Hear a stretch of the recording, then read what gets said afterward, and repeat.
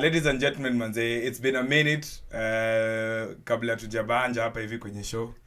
But this morning nataka niwalete a special episode ya DimbaDesk inaitwa Dimba Gumzo, where we meet technocrats na experts kuangalia vitu zenye zina ubol manze from a corporate angle some days.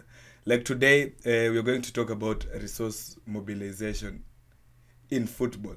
Na ndio maana introducing not for the very first time here on the desk. Your name? Bridgit Siantei. Glad to be back. It's been a minute. So kwanza to dive straight into it. Yeah. Resource mobilization ni nini? Resource mobilization basically ni kutafuta pesa na kutafuta watu wenye wanaweza kusaidia achieve something. So a lot of the times people look at resource mobilization as looking for money, but sometimes we also have the angle of human resource, like volunteers, your friends. Sometimes you don't have the money, but you have a friend that can do the job. Yeah, so it's basically just trying to bring everything you need to achieve a certain output. Yeah, si lazima ikuwe in funds, it can be in kind pia. Yeah, it can be in kind. Balls, instead ya mtu akupatie do, akununulie balls akupatie. So it can be in kind, in cash and human resource. Ama akupe grao. Yes.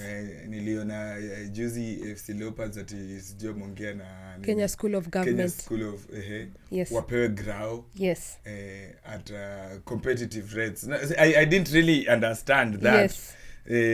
Competitive rates, like mbona usiende kutafuta annex uende ama ile grao ya pili ya kasa iko hapo nje, mbona uende kutafuta KSL na is it up to standards?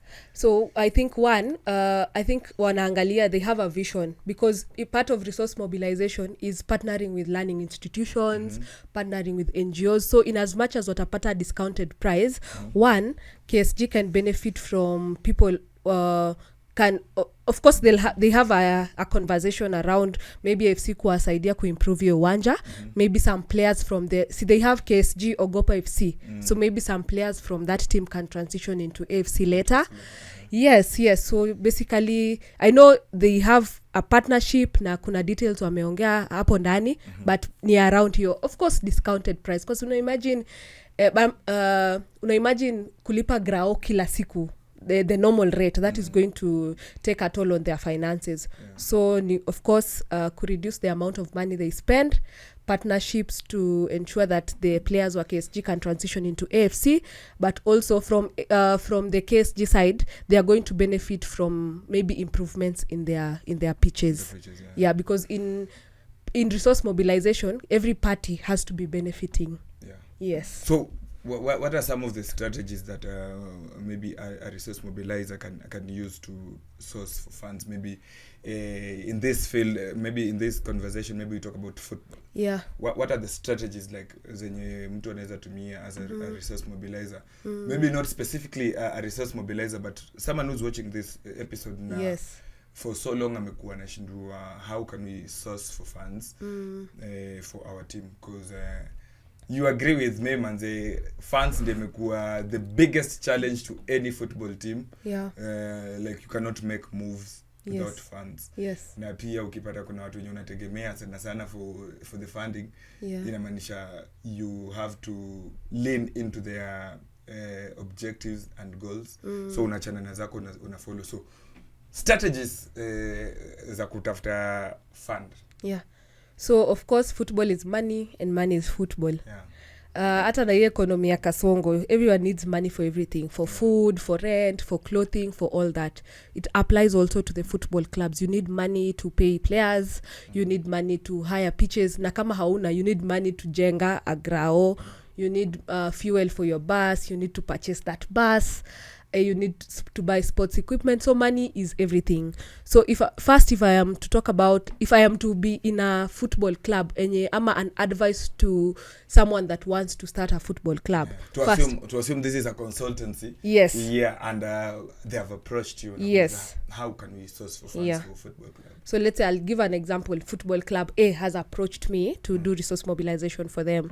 So before of course I start, kabla upate pesa, I'll try and bring you see social capital, social networks, those are very important. So first of all, I'll try and bring volunteers on board before we get the actual money. So a volunteer that can help with social media management, a volunteer that can help with the actual resource mobilization, a volunteer that can help uko kwa the technical bit of the uwanja.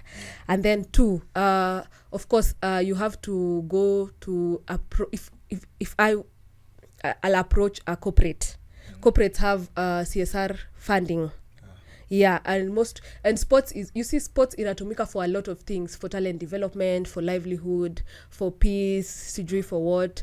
So most of the corporates, I'm sure wako na funding mahali. The CSR can be used to support a football club, can be used to support a volleyball club. So I'll also approach a corporate. And you see, with corporates, you need to check if you're doing for them a proposal. They need to see how they are benefiting. That is maybe awareness, vitu kama sustainability. So they have a budget this year for you. Alafu next season hawana budget. How then imradi yako itaendelea aje bila pesa yao? So they also need to check sustainability. Also, how will they monitor impact? You see, they report to someone. So we also need corporates would also want to see how you're measuring impact. So the KPIs. The KPIs. So the team has 30 people. We are directly employing 30 people. Indirectly, that is around 150 people. So hata wao wakienda kureport wanasema we through this team we have been able to reach out to the 200 community members. So corporates.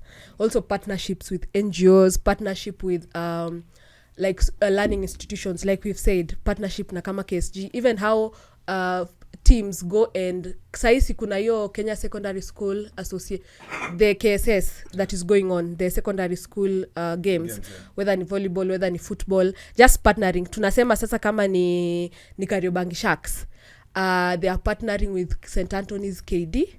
So watoto wakimaliza shule, they come and play, wanna transition into Kariobangi Sharks team. So you can also even with the institutions, I know like KU wako na scholarships za sports, Strath wako na scholarships za sports, USIU, UON, so also KCA, also partnering with those school institutions, so that wendi tena kutoa mtu kwa uko chini kabisa, unaenda kupata mtu. At least most of these institutions, they wanacheza division 1, division 2, county leagues. So when they are raw person, unaendea a person that amekuwa kwa hiyo school team na you're not starting, na ni mtu akikuja ata improve your team.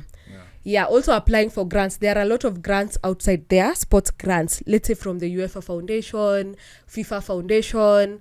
There are a lot of sports for development organizations. So the resource mobilization person anafanya tu kazi ya kuresearch those grants opportunities. So anaenda online, anaangalia most of those wako na nini tunaweza apply hivyo sasa. Yeah, so even partnering with NGOs. Another thing I would also leverage on, I know most of our male teams, their social media platforms are doing well. So kuendelea kupush our social media platforms, maybe verified. See, people now, you can start earning from like YouTube. Yes, basically YouTube. Have interviews with players on various issues. Have interviews with coaches. Momentum too. Unapata press conferences. Yeah. Post-match, pre-matches. Yes, unapata a lot of likes, subscriptions, and then you can also earn from there. Also ticketing is another way of getting money for teams. So let's say like Gor, AFC, Shabana, they have a huge fan base and they normally pay the tickets. So that money from the tickets can also be used to cater for other things. And then of course, sale of merchandise, sale of jerseys, hoodies, water bottles. I love branded things, and I know a lot of people outside here also love branded things. So nikipata hoodie ya Tusker hapo, mnauza. Saijezi za KCB zishaekwa kwa market, za Shabana, even just buying I think watu walikuwa na buy sana jezi za Kirigiti. Yes. So United, hizo kabati, now kabati imepanda. So yeah, I'll also leverage on the sale of merchandise. Hata ndio na timu ya Div 2 yenye inaenda Div 1 hiyo into Kariobangi Legends. Yes. wako na huge fan base. Yes. Pia wako na majezi ya white ya black. Yes. So I'll also that. So merchandise, leverage on ticketing, grants, going to corporates, partnering with NGOs and learning institutions, all that. So as a resource mobilization person, even as I sit here, those are things I would do to enable a club to be up and running. So how do you identify and maybe just prioritize the kind of sponsors or partners that you want to work with? You, of course, values have to be aligned. Value ya NGO yako na yangu lazima zikuwe aligned. There are thematic areas. So I'll give an example. Maybe I'll give an example of Tusker. Tusker si wako na sports angle ama wako na. So you see Tusker sponsors athletics, it supports football, it supports rugby. So even if I am a sports person or a sports club, I'll not see football ama volleyball. Nitaenda kwanza niangalie kama online ama speak to people. You see the other thing, saa zingine hizi vitu haziekwangi online. You need to know someone in that organization. Mtu kwa hiyo organization, so that pia kuambie priorities zetu ni hii na hii. So you see, once already uko na mtu ndani, it gives you an edge because you have insider information. Insider information is also an important thing for resource mobilization. So you first ensure that your mission and values and their vision aligns. Then from there now you can have a conversation. You see, if our missions are not aligning, at a meeting sitakupatia ukuje meeting. So I'll give an example. For women's football this year, we were planning to go and see UNESCO because they have an angle ending poverty, sports to be used for ending poverty, sports to be used to acquire life skills. So we have to align our proposal to that. So which activities do we want to do under women's football? And do they align to ending poverty? Do they align to access to education? Do they align to peaceful coexistence and social cohesion? And getting life skills, Yes, so they have to align. So if they don't, you make sure the activities are aligning to them. Ama wachane nayo kabisa. Because you won't even get an audience. Because they have KPIs, like you said, and they also want to ensure that they have achieved those KPIs. So the partnership will enable them and you to kama to further their goals. Objectives zako zinaenda mbele. Na zangu zinaenda. Also partnerships are important because zinaongezanga credibility.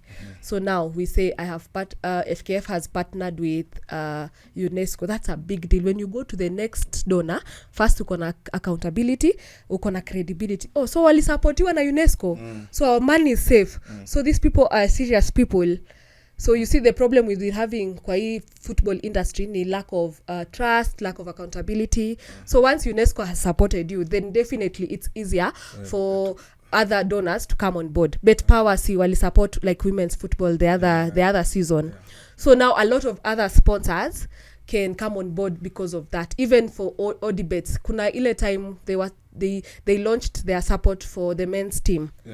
So that time walikuwa wanatoa hizo majezi. This time walikuwa wanatoa hizo majezi. So that other donors other potential donors out there, wanaona so these people can be trusted. So our money is safe. So if OD wamepeana do na they are good, UNESCO wamepeana do they are good.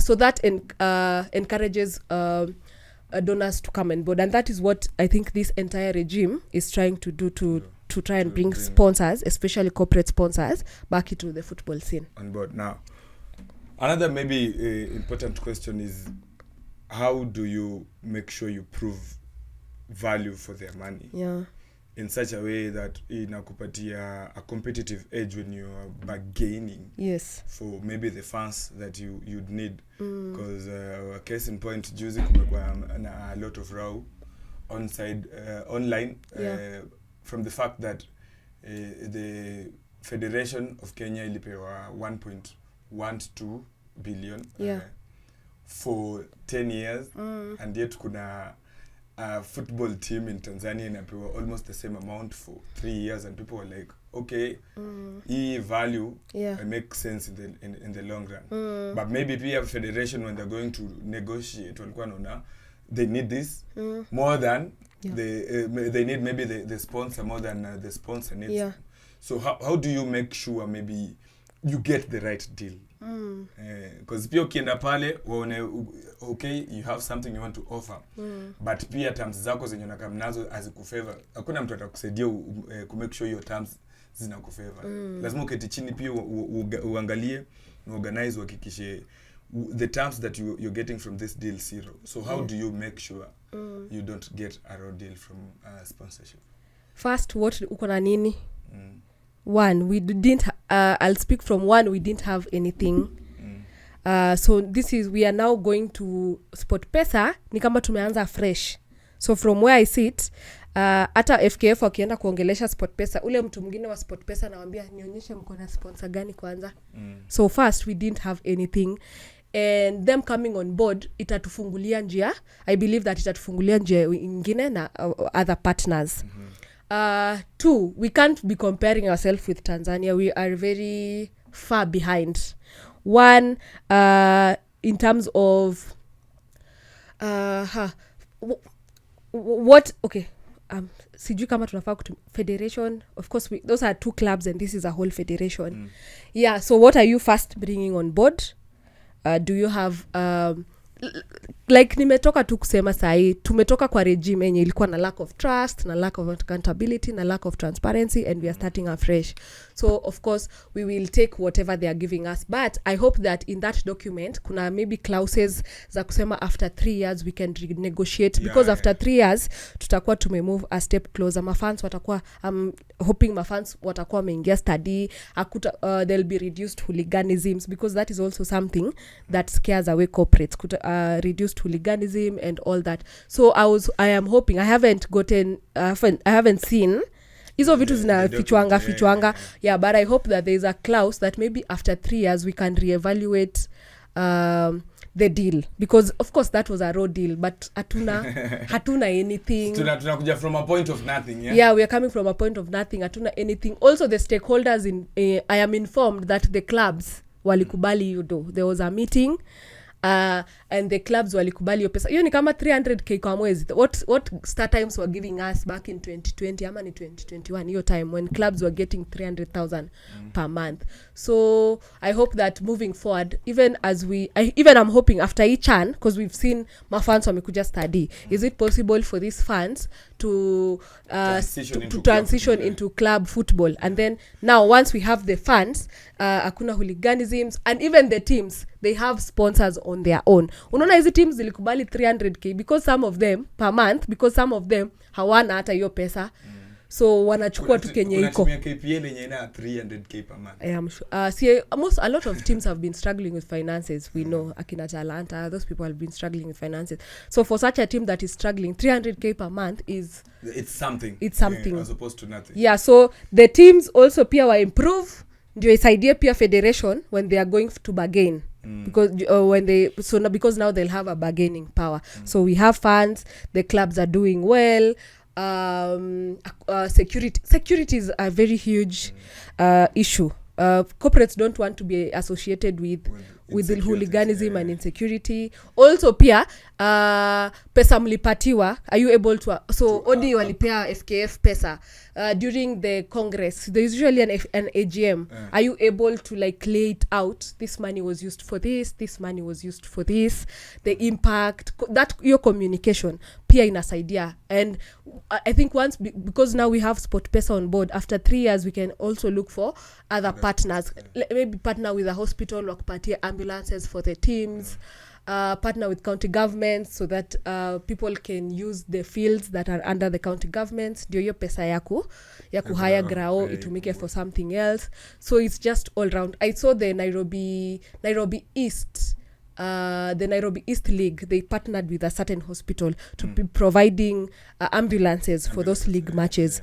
That pia can transition to those they are the doctors waende kwa hospitali wapate wakwe capacity built. So unaona pesa ya the medical area imepungua. So hii pesa si we can maybe take it to buy meals, to divert it to something else. But hatuna anything, hatuwezi kuwa na kiburi. But after the 3 years we can be able to renegotiate something with SportPesa. Na after hiyo 3 years pia tukwe tumebring other people on board. Of course we have Azam, SportPesa, then we get a medical partner. Hata something else. Yes, it makes sense. Yes. So kama ungekuwa wewe ndio una approach una approach corporate, how do you prove them value for their money in the footballing as perspective, ama maybe in the perspective of football projects?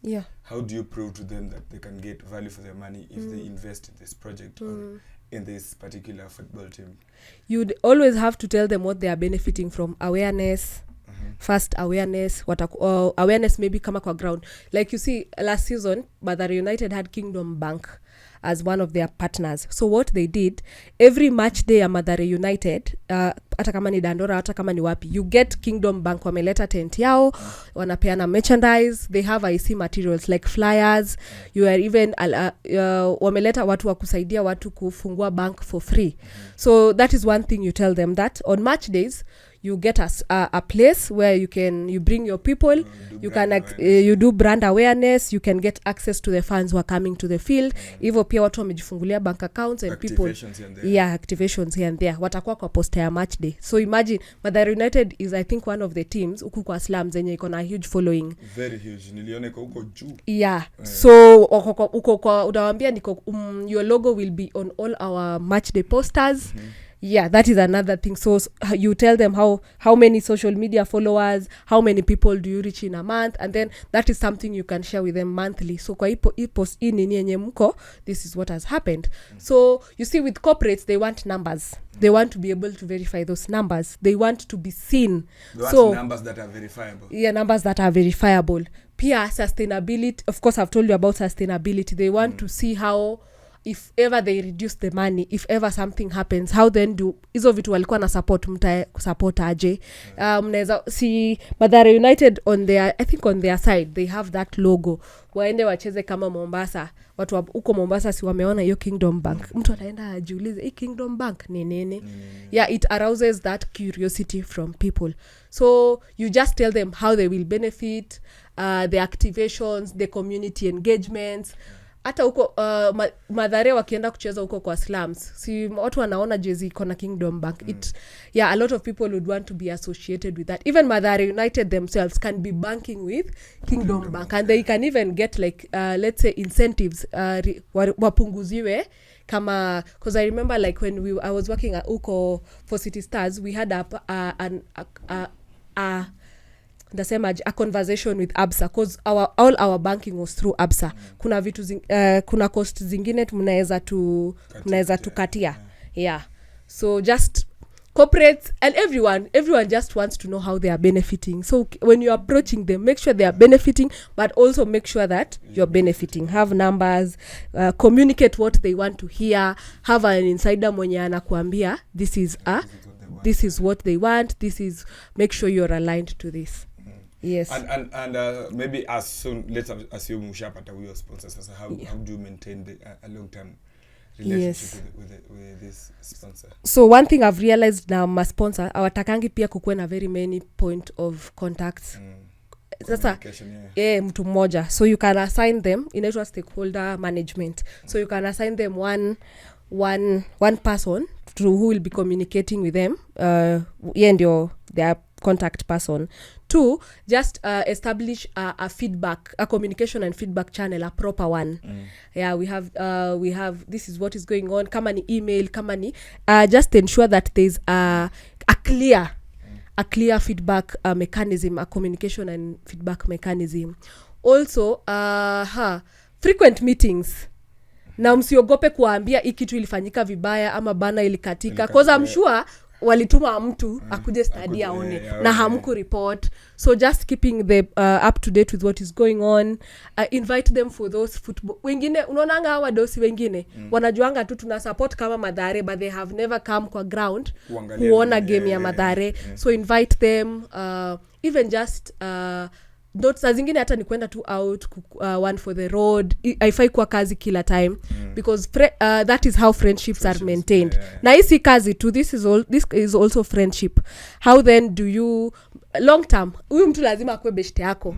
na hawezi kuwa beshte yako kama umefanya tu ikae ni kazi, ni ma email, ni ma paperwork, ni manini. Saa ingine mkule nyama choma mahali. Yes, after game ya Mathare unamwambia situingie hapa tukunywe moja mbili. That is how you maintain friendships, and it works because I'll not sit tuseme for example hiyo Mathare next time Kingdom Bank wakitaka kuwatoka, kuna mtu tu aliyeshaenda game ya Mathare na ni best ya mtu huku Mathare, atahakikisha Mathare hiyo sponsorship haitapotea kwa sababu ni mabeshte na kuna benefits zenye anapata wao kwa mabeshte. Yeah, so clear communication, mtengeneze friendships, accountability, transparency, trust and all that. Important. Yeah, it's very important for long. Alafu pia unafaa the market changes, the market needs changes. Unafaa kuwa able to adjust to keep up with the market. Yes, so you see Kingdom Bank will change, will transition how the pia sisi kama club tuna transition aje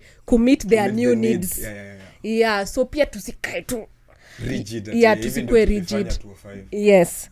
Yeah, times are changing. Nimeona hata leo Safaricom wana adjust data bundles, so they are moving on to something, sijui nimeona nini, but they are moving on. So what wanna benefit from Safaricom, can you also adjust to meet yes. Kama sahi Kingdom Bank wana maybe they are promoting their USSD. Yes. Pia nyinyi mnafaa kumove your proposal yenu. Yeah. It makes sasa hiyo media be promoting the SSD, USSD ama the new app. Yeah, also pia most of these corporates are huge on gender equality. Yeah. Do you have female staff? Do you have staff who are persons with disabilities? Some NGOs don't have issues with the LGBTQ community. Can so you have that inclusivity? Can you have those people on board? Sustainability, is your work aligned to SDGs? Kila mtu sahi sustainable development goals, cause apart from just playing football, is football earning people an income? That earning an income is under ni SDG gani ile decent work and economic growth. So even as you're explaining, they need to see kama ni your team has paid for some players to take up easy FKF courses, so you're contributing to quality education, which is SDG 4. So you ensure that you're in line with development goals. Yeah. Are you going green? Yes, are you going green? Are you partnering? Which institutions are you partnering with? Yeah, so even just kama hiyo ya climate change, organization yenu inafanya nini around climate change? Yeah, apart from kusafisha soko hapo. Yes, mnafanya nini ingine? I remember there was a time back at City Stars we banned plastic bottles. Kila mtu alinunuliwa water bottle, and in fact if you are not coming with your water bottle to the pitch, hiyo sasa ni kesi, because you see it's reusable, hautatupa, hakutakuwa na plastic nini all over. Yeah, so even as you approach a corporate that has a thematic area ya climate justice, unaweza sema as a club this is what we are doing in relation to that climate justice. Yeah. So biggest challenge inakuanga nini? Najua maijipata kwa hii position yeah, resource mobilization for football team. Biggest challenge inakuanga nini? Of course maybe unasema hooliganism venye kometaja. But maybe just yeah, I'll start with that. The football industry, a lot of people even wanaogopa kukuja kwa field juu wanajuanga futa iko na mavita mingi, so that is one thing. And then two, sometimes bureaucracies, most of these institutions ziko na bureaucracy. So you want to have committee, unaambiwa kuja kesho, tena unaambiwa kuja kesho, then you plan for a meeting, it doesn't happen. Also not a lot of people sorry, sometimes even I'll say like CSR zinafanywa to just tick boxes, haifanywi yani haifanywi for the right reasons. So hii kampuni ina support tu ile football club ndio waseme tu kwa reports tuna support, but in real sense if you look at the support that is been given, the team can do without. Yeah. A lot of sometimes most of the grants tuseme zinataka nini mingi, ziko na requirements zenye maybe ni ngumu. Let's say you're a county league team, of course alafu unapata corporate imepeana requirements mingi, kwa hiyo call for proposal. Some things of course hamna. So is there a way that easy requirements can be can be made easier. Yes, isikwe pia ma process ndefu naandika proposal ni ya 20 pages. I need to be able to do a proposal ya 2 pages and you can a concept note and you get kila kitu hapo ndani.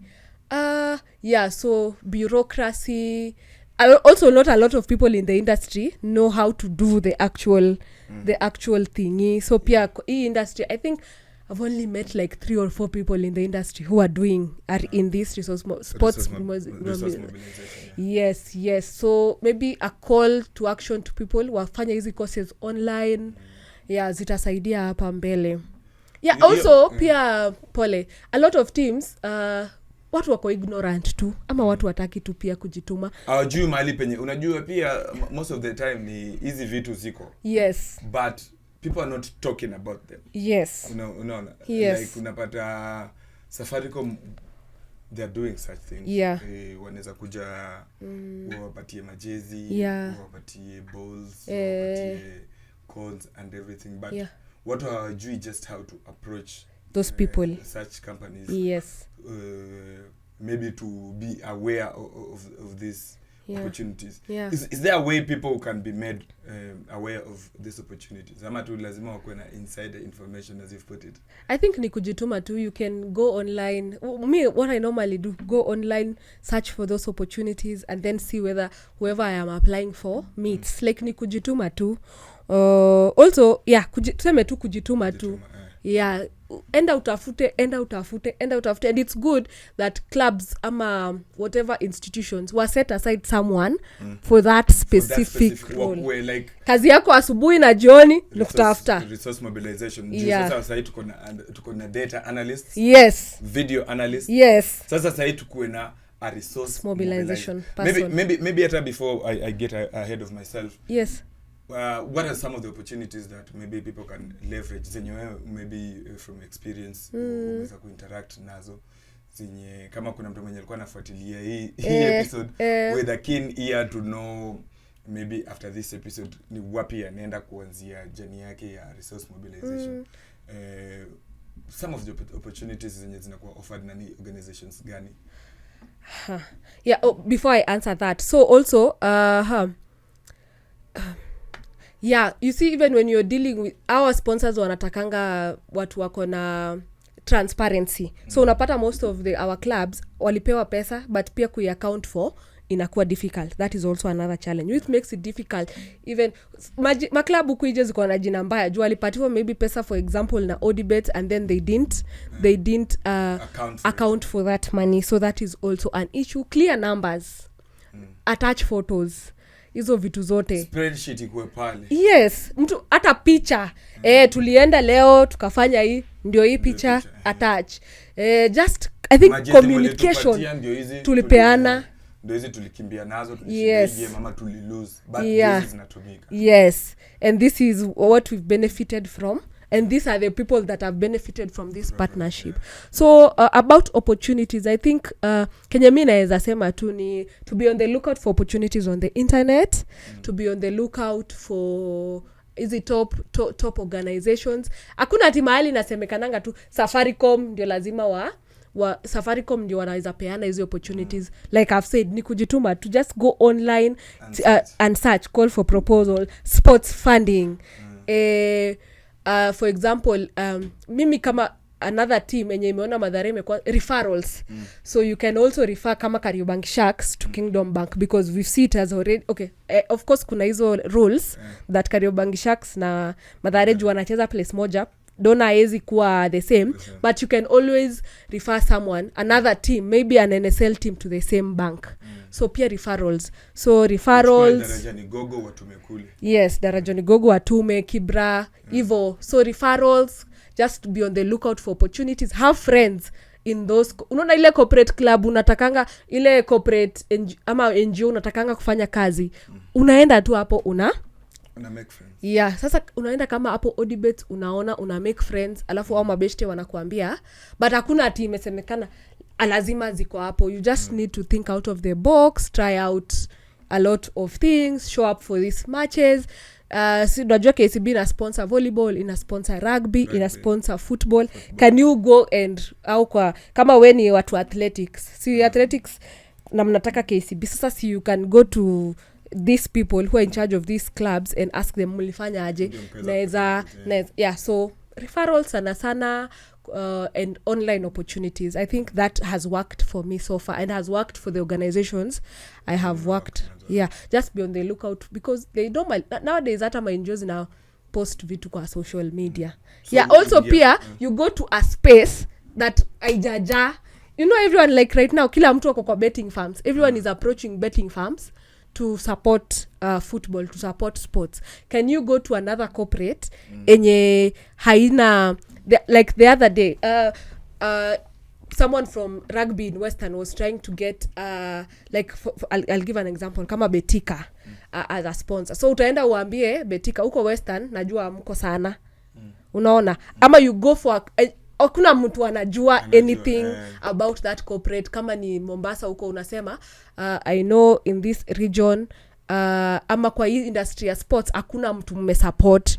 Can you use us as, can we be, sisi ndio mtutumie sisi kujilaunch kama Rablat Lab tutumie sisi kama Lab. Yes mambo gani so you can even go to a space enye haijawai support sports club, haijawai support sports, and then nyinyi ndio mkwe wa kwanza, because me I believe unaonanga ile nasemanga a road less traveled hiyo sasa ndio unafaa kuenda juu kila mtu amejaa Betika, sijui sport pesa, hata sako wakili wanaitwanga aje ile ama wakili, kuna ufanisi na Ukristo, sijui Stima au Stima had a football, they had two football clubs na hata ikazika kufa. Nairobi Coastal Stima. Yeah, just go to an in that watu wajaenda.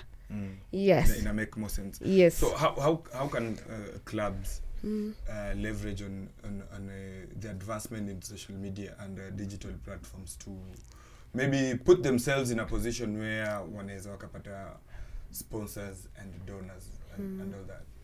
I think just encouraging people to follow you on your socials, hata kama you can get influencers.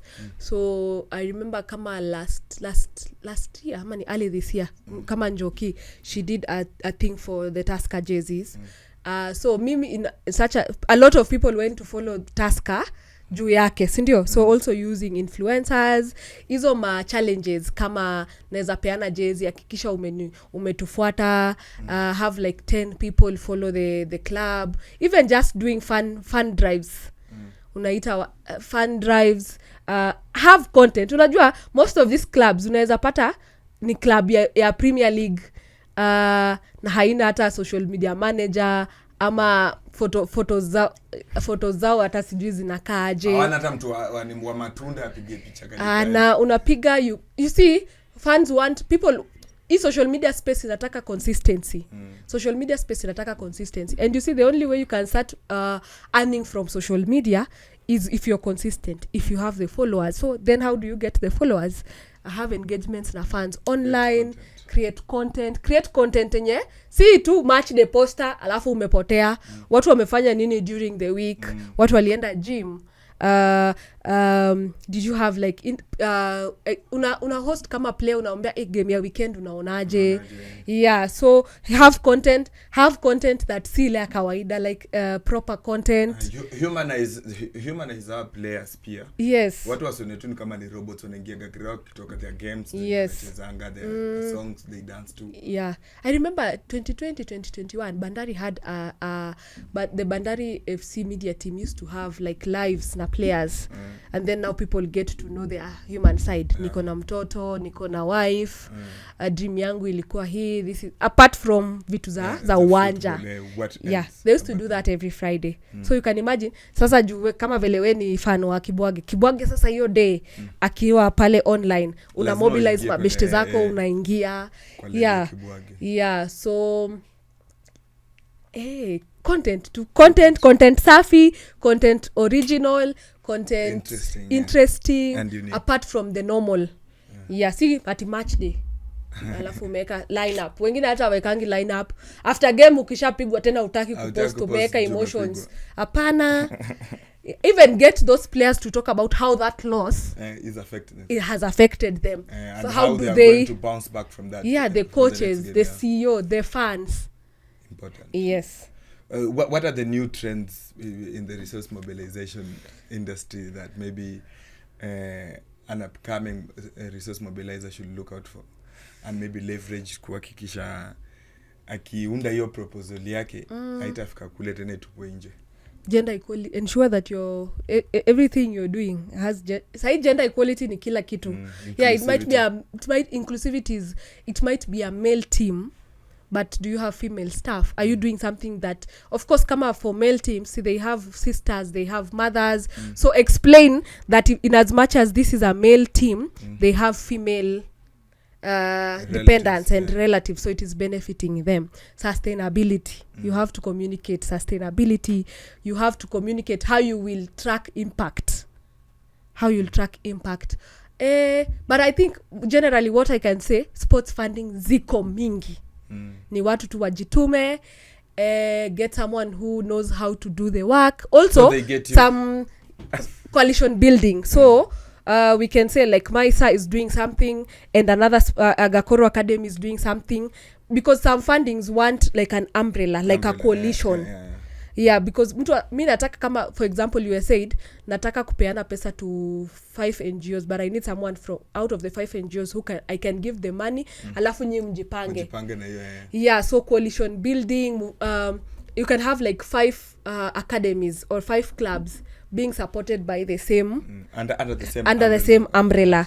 I've also seen that it reduce a lot of back and forth, but also in a maximize output na impact, because utapata Gakoro maybe na deal to na Muslims, maybe Maisa iko na maybe girls peke yake, but all these 5 NGOs are working towards one thing, but in a different target beneficiaries. It's diversified. Yes. That is something I've also seen. Coalition building. So I can watu washikane alafu apply for huge funding. Alafu of course you put in place clear mnapata pesa ya nini, what are we ndio kusikwe pia na mvutano and trust issues around how the money is being so I'll give an example.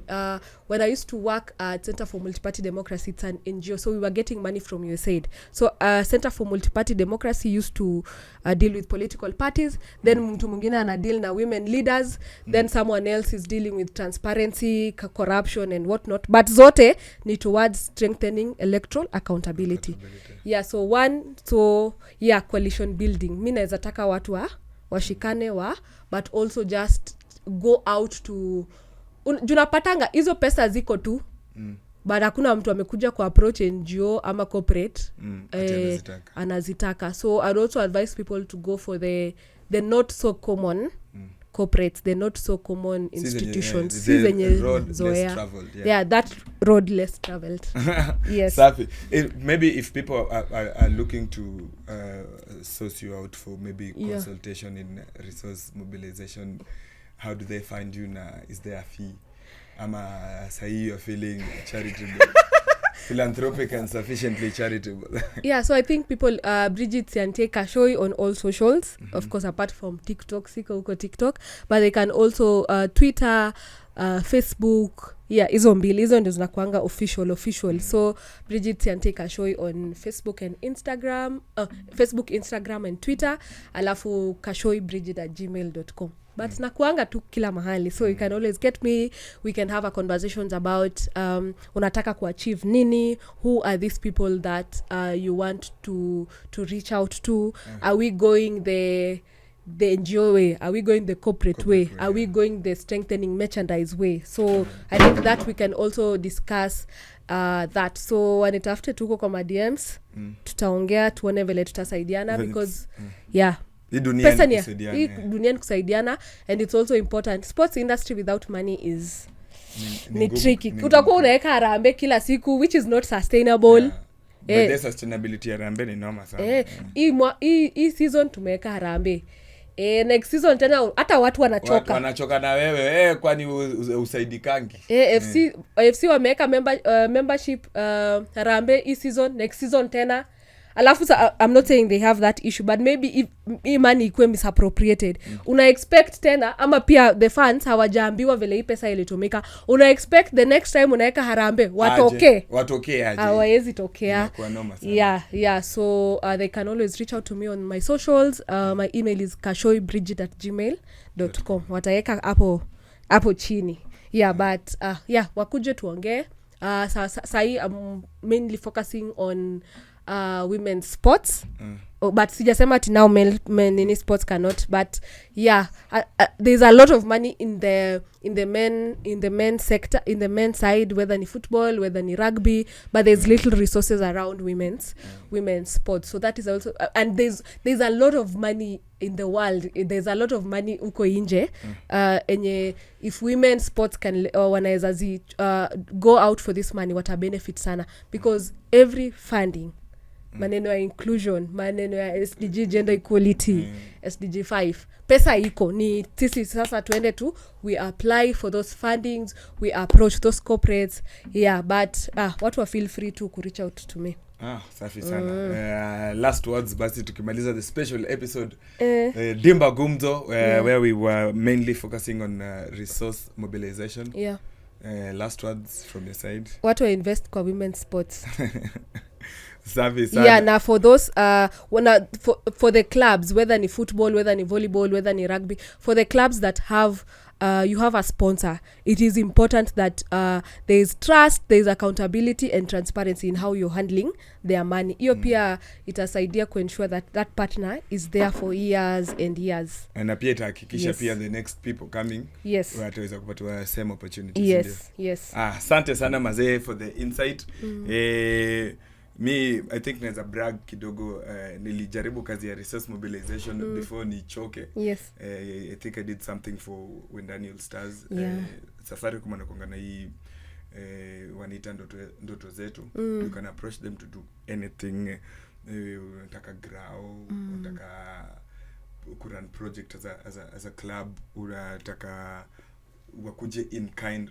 Niwe tu venye utajaza na wa convince and then they'll come through for you. So pia mobilizers wakwe out for wakwe on the ground wakisikiza hizi vitu zikitokea so that they can help the people. Na venye tu Bridgit amesema tuko na analysts, ndio tuko na data analysts, tuko na video analysts, tuko na technical bench and everything. Let us pia to create a space for resource mobilizers. Ama make sure that the CEO, the chairman of the club akona hizo skills.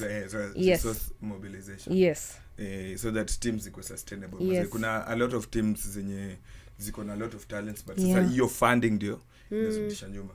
And that's why we had this episode ndio tusikie insight kutoka kwa Bridgit. And then from there you guys can learn kutoka hapo mjue how you can better yourselves. Otherwise mazet nasema thank you very much. It was a special episode of DimbaDesk naita Dimba Gumzo. We talk to experts like Bridgit here, and then we learn a few things that can help us improve the local football. Of course, na kumbusha tu ni DimbaDesk taking Kenyan football to the world. Otherwise nasema asante sana for keeping us company. Tuko ndani ya SMG Posh Media Studios, your go-to place for podcasting, videography, photography, event coverage, jingles, na pia tu kama unataka kupatana na experts kama hawa, you talk to us, we connect you with them, and then mnaweza kuwa na sustainable goals and objectives for your organization. Others from the desk naambia namna gani? Adios muchachos.